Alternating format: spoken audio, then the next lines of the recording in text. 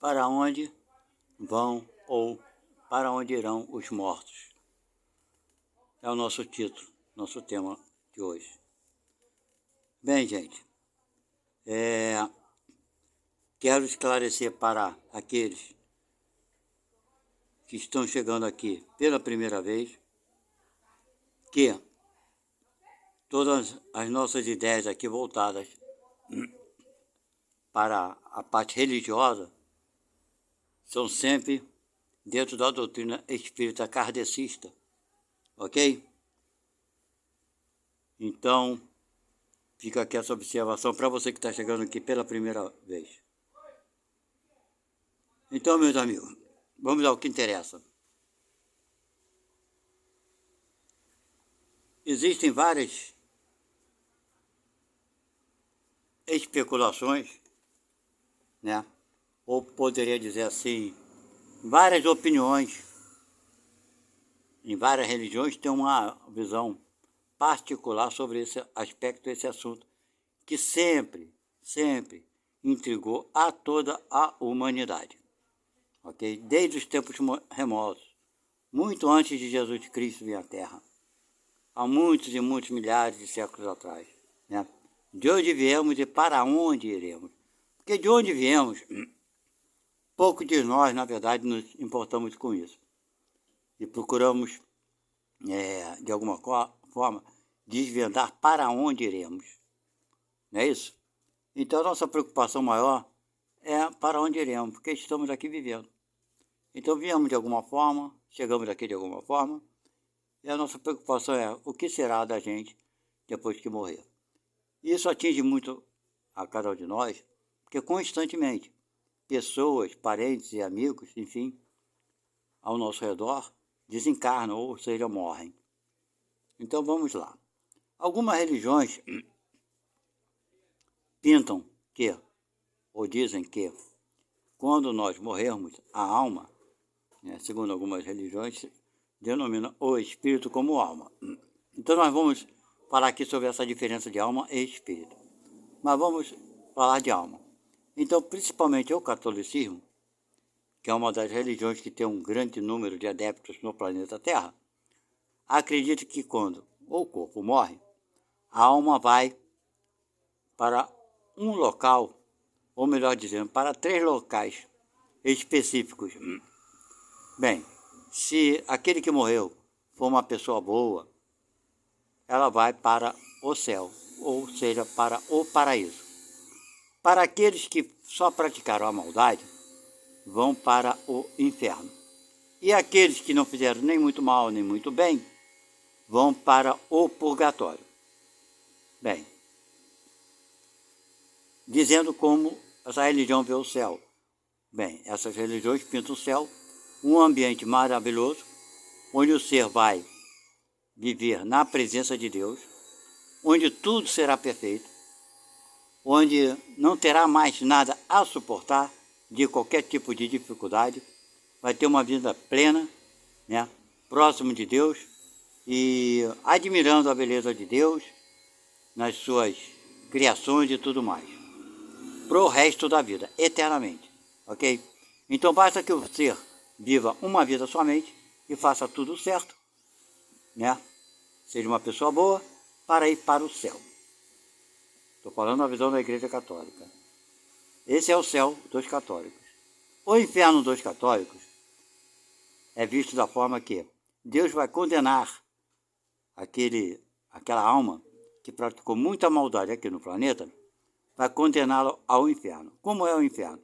É um ambiente sofredor, onde existe um fogo que queima esses espíritos eternamente. Ou seja, essa alma não morre, mas fica sofrendo aquele calor intenso, aquela queimadura, não sei como, mas é assim que eles falam, pro eterno, ou seja, para sempre. É a visão dos católicos. E que seria o purgatório? O purgatório seria o ambiente onde aqueles que não fizeram nem muito mal, nem muito bem, irão aguardar o julgamento de Deus. Na visão da Igreja Católica, em determinado tempo, que ninguém sabe quando será, Deus vai julgar cada um daqueles.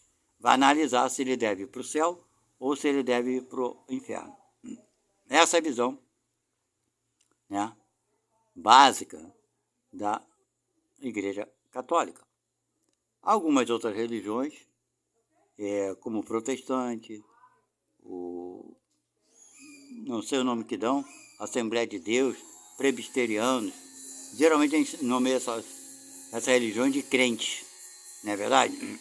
Bem, como se só eles fossem crentes, né? Crente é acreditar em alguma coisa. Mas seja como for, a visão deles é bem semelhante à visão da Igreja Católica. O céu ou o inferno. Eles não falam de purgatório, ok?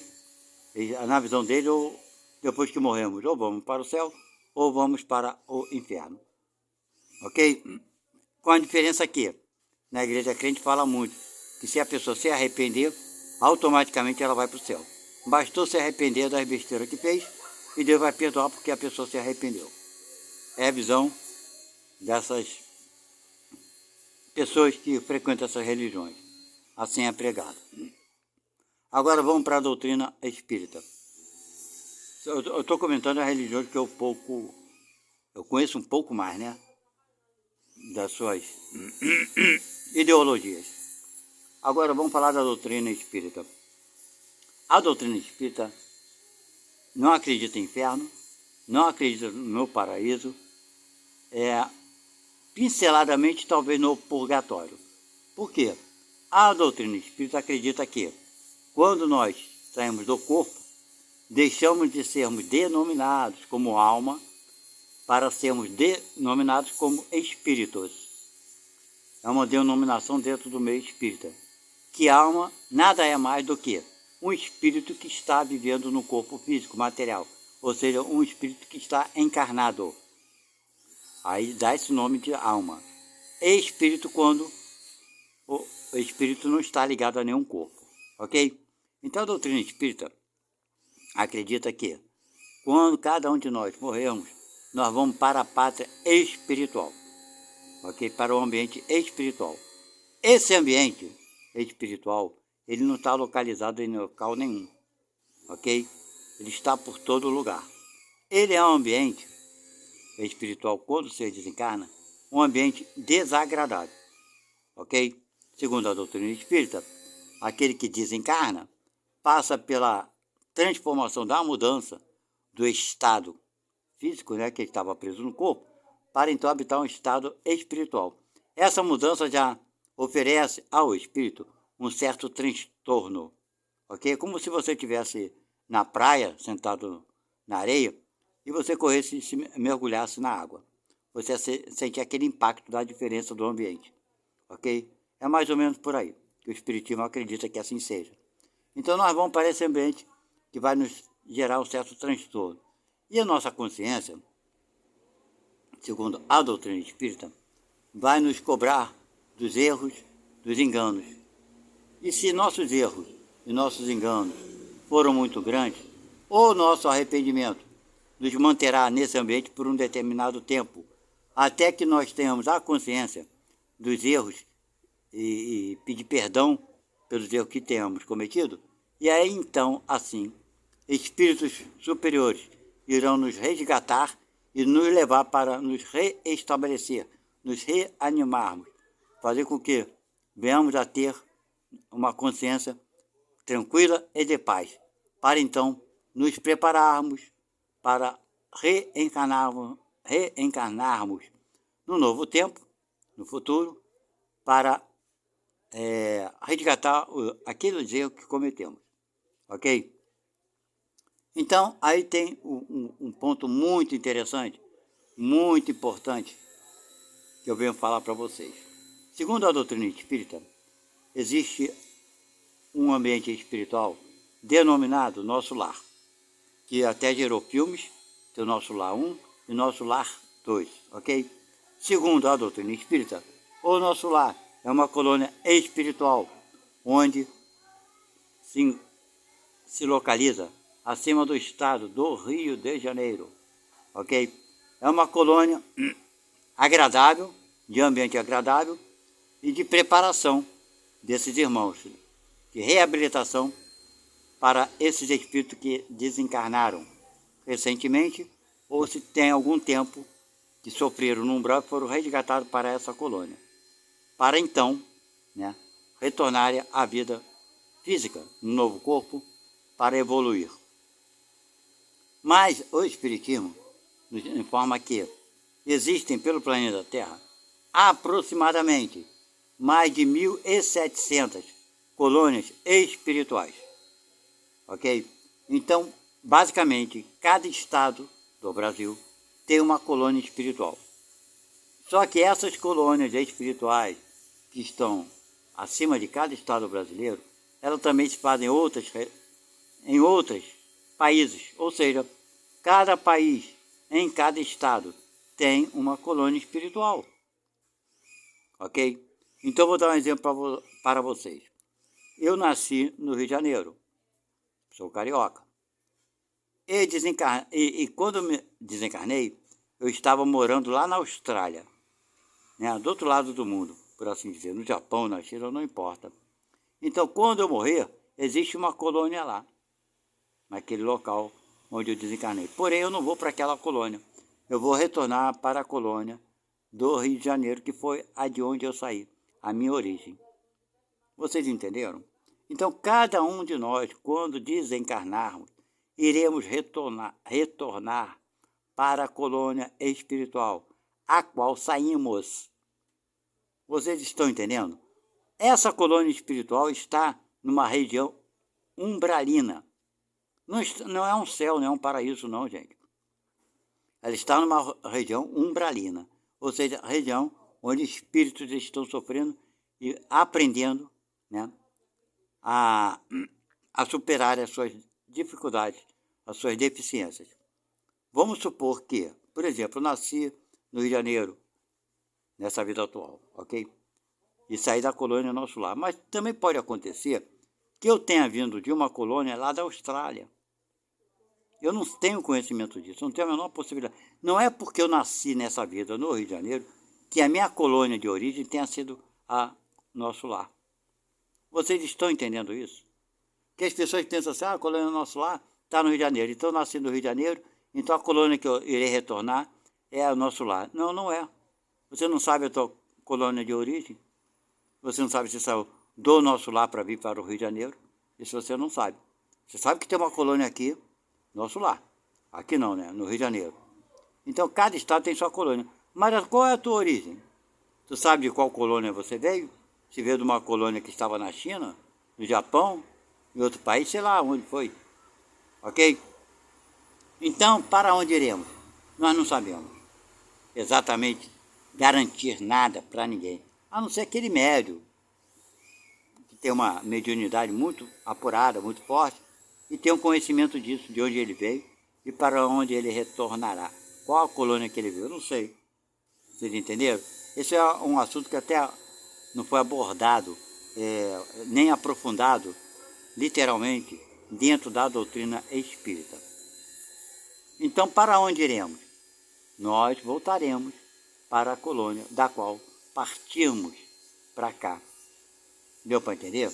Então, nós não temos uma ideia, uma exatidão em garantir, né, que tipo de umbral, que tipo de colônia. Não temos. São 1.700 possibilidades. Aliás, dentro da doutrina espírita, não fala que são 1.700 colônias. São mais de 1.700 colônias. Ok? E eu acho que o espiritismo necessita de um estudo. Quem é espírita e está envolvido com algum estudo, né, dentro do meio espírita, pode começar a pesquisar e fazer algum tipo de grupo de trabalho para analisar essas colônias espirituais. Qual foi o propósito? Quem as criou? Certo? Que grupos formam essas colônias? Esses espíritos que formam essas colônias, de onde vieram? Deu para entender? Ah, vieram da Terra? Não vieram. Vejam bem, minha gente, a população da Terra hoje, eu já comentei isso aqui em diversas vezes, são de 8 bilhões de pessoas ou mais. Isso de espíritos encarnados, ok? Sem contar aqueles que estão na espiritualidade. Então o número excede em muito deve estar chegando a quase 30 bilhões. Sendo assim, é claro e óbvio que esses espíritos que hoje estão ligados de alguma forma ao planeta Terra vieram de algum lugar. Concorda comigo? Já que espírito não produz espírito, o homem procede do homem, mas o espírito não procede do espírito. Ou seja, nós não criamos espíritos, nós só reproduzimos o homem, um corpo. Agora, aquele espírito que vai habitar aquele corpo, nós não sabemos de onde ele veio. Ok?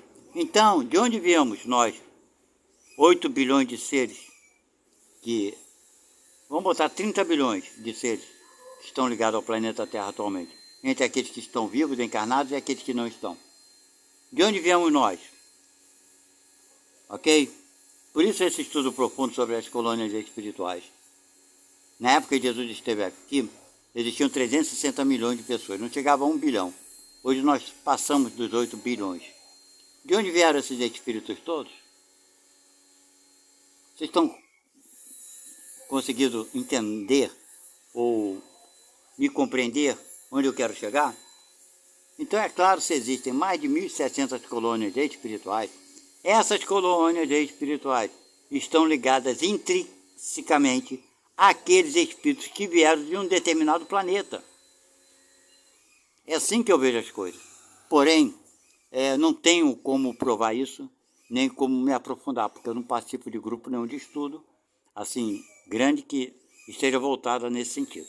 Mas aqueles que frequentam, diretores, presidentes de casa espírita, podem sim começar a investigar isso, conversar com os espíritos, né, sobre esse assunto. O motivo pelo qual existem tantas colônias e de onde vieram os espíritos que criaram essas colônias, e o porquê da criação dessas colônias, e o porquê o espírito que está ligado a essa colônia, ao desencarnar, retorna para essa colônia de origem. Então é para onde nós iremos. Sabe, eu não sei para onde eu vou, eu não sei qual colônia eu saí. Eu nasci no Rio de Janeiro, conforme eu já falei. Eu não sei se eu retornarei para o nosso lar. Eu não sei para qual colônia eu irei retornar. Mas eu tenho a certeza absoluta que é lógico, é claro, é evidente que eu retornarei, né, para a colônia a qual eu pertenci e saí para vir na vida na Terra. Então, cada um de nós voltaremos para a colônia espiritual a qual pertencíamos. O principal disso tudo, eu acredito, que é você, eu, todos nós, fazermos o possível e o impossível para sermos úteis na vida. Sabe de uma coisa? Às vezes a gente vive uma vida até 30, 40, 50, 60 anos, 70 anos. Uma vida toda egoística, cheia de vaidade, cheia de prepotência.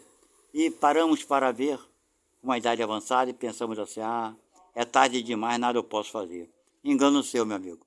Enquanto existe 1 segundo de vida, 1 minuto de vida, há muito que se fazer. Há muito que se fazer. Por 1 segundo de vida que seja, você consegue mudar teu campo vibratório e, ao desencarnar, né, nesse 1 segundozinho que você raciocinou, refletiu, você com certeza vai se livrar de muitos sofrimentos do outro lado. Certo? Você primeiro deve se perdoar dos seus erros, porque você não é perfeito. Começa por aí. Esse deve ser o seu arrependimento racional. Não aquele arrependimento de desespero. Eu fiz tanta coisa, vou me ferrar. E vai se ferrar, porque é assim que você pensa e acredita. Entenda que você não é perfeito e não poderia ter feito melhor do que tu fez. Você fez o que pôde fazer. Vão te julgar, vão te condenar pelas coisas erradas, não importa. Não importa. Sabe por que não importa? Porque todos os erros que você cometeu, quem vai ter que pagar é você. Quem vai ter que reparar é você. Deu para entender isso? Aprenda a se aceitar como é, não no sentido de acomodar, mas entender que você não foi perfeito, não é perfeito. E ninguém é. Nem aqueles que te julgam são perfeitos. Ninguém é perfeito. E como você poderia ser perfeito no mundo imperfeito, dê a chance a você de chegar do outro lado com auto-reconhecimento que você precisa se melhorar. Seja agora, seja amanhã, seja quando for. Precisamos fazer melhor do que temos feito até hoje. Reconhecermos que não somos aquilo que pensávamos que éramos. Não somos aquilo que o mundo fez com que nós pensássemos que fôssemos. ou muito bom ou muito mal. Você não é nada disso. Você é apenas um filho de Deus, como tantos outros, aprendendo a fazer as coisas. Sabe?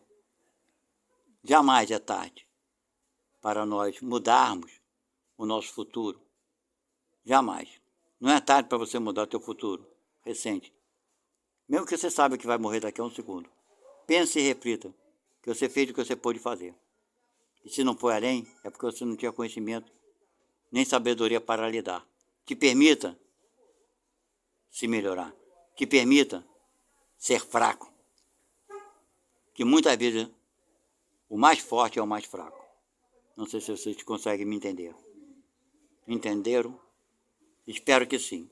Então, meus amigos, a tua vida após a morte vai depender da tua aceitação, da tua compreensão de que o mundo não é perfeito e tampouco você não poderia ser.